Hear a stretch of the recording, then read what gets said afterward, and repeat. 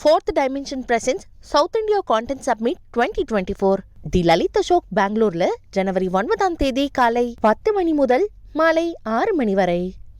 தமிழக அரசுக்கு மத்திய அரசு கூடுதல் நிதியை அளித்திருப்பதாக மத்திய நிதியமைச்சர் நிர்மலா சீதாராமன் கூறிய நிலையில் இதனை மாநில நிதியமைச்சர் தங்கம் தென்னரசு மறுத்துள்ளார். நிதி ஆளுமை மீதான உரிமையை இழந்துவிட்டதாகவும் தமிழ்நாட்டிலிருந்து மத்திய அரசுக்கு செல்லும் ஒவ்வொரு ரூபாயிலும் மீண்டும் மாநில அரசுக்கு திரும்ப பெறுவது என்னவோ 29 பைசாதான் என்றும் அவர் கூறியுள்ளார்.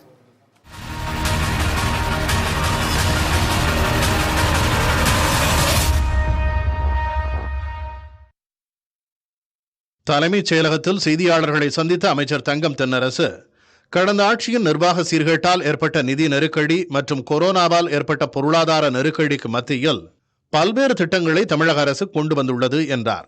தமிழகத்தில் ஏற்பட்ட 2 பேரிடர்களில் பாதிக்கப்பட்ட மக்களுக்கு 6000 ரூபாய் நிவாரணத் தொகை வழங்கப்பட்டதாகவும் கடும் நிதி நெருக்கடி சுமையிலும் தற்போது பொங்கல் பரிசாக 1000 ரூபாய் வழங்கப்படுவதாகவும் தெரிவித்தார்.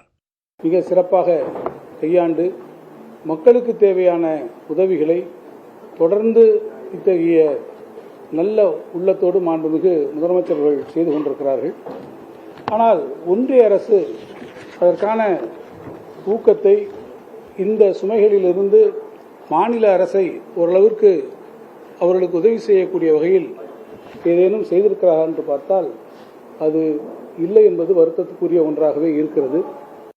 2014 முதல் 2023 வரை நேரடி வரி வருவாயாக தமிழ்நாட்டிலிருந்து மத்திய அரசு பெற்ற 6.23 லட்சம் கோடி ரூபாயில் மத்திய அரசு 4.75 லட்சம் கோடி ரூபாயை மட்டுமே வழங்கியுள்ளதாகவும் அமைச்சர் தெரிவித்தார். பாரதிய ஜனதா கட்சி ஆளும் மாநிலங்களில் இந்த விகிதாச்சாரம் மாறுபட்டுள்ளதாகவும் அமைச்சர் தங்கம் தென்னரசு தெரிவித்தார். செல்லக்கூடிய ஒவ்வொரு ரூபாய்க்கும் மீண்டும் அவரிடத்திலிருந்து நாம் பெறுவது 29 பைசா தான் நாம் அவரிடத்திலிருந்து திரும்ப பெறுவதாக நான் ஏற்கனவே குறிப்பிட்டிருந்தேன். ஆனால் பிஜேபி ஆளக்கூடிய மாநிலங்களில் இந்த விகிதாச்சாரம் என்பது முற்றிலும் மாறுபட்டதாக இருக்கிறது. உதாரணத்திற்கு பிஜேபி ஆளக்கூடிய மாநிலங்களில் 2014-15 ஆண்டிலிருந்து 2022-23 ஆண்டு வரை நீங்கள் பார்ப்பீர்கள் சொன்னால் அந்த மாநிலங்களில் சில மாநிலங்களிலே அவர்கள் 2.23 லட்சம் கோடி தான் அவர்கள் கொடுக்கிறார்கள் என்றால் அவர்களுக்கு வரக்கூடிய பணம் எவ்வளவு வந்திருக்கிறது என்று பார்த்தால் 15.35 லட்சம் கோடியாக சில மாநிலங்களிலே இருக்கிறது. உதாரணத்திற்கு உத்தரப்பிரதேசம். சென்னை மெட்ரோ 2வது கட்ட திட்டம் 63,000 கோடி ரூபாயில் செயல்படுத்தப்படும் நிலையில் இதுவரை மத்திய அரசு நிதி ஒதுக்கீடு செய்யவில்லை என்றார்.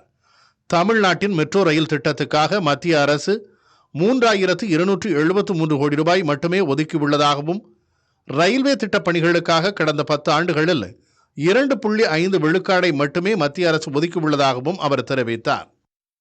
Fourth Dimension presents South India Content Summit 2024. தி லலித் அசோக் பெங்களூர்ல ஜனவரி 9ஆம் தேதி காலை 10 மணி முதல் மாலை 6 மணி வரை.